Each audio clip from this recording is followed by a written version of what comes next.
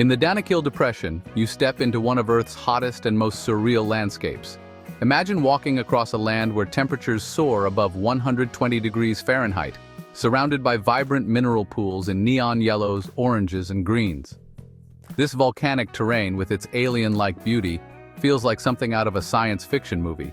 Every step brings a new landscape that is somehow even more incredible than the last. The Danakil is alive with geothermal activity, and you can almost feel the earth shifting beneath your feet. This extreme environment is also home to the resilient Afar people, who have made this unforgiving landscape their home for centuries. Their age-old salt mining practices continue today, showing you the strength of human endurance and adaptability. It's a humbling experience to witness their way of life in such a remote and challenging environment. One of the area's highlights is Erta Ale, a continuously active lava lake that lights up the night sky with its glow.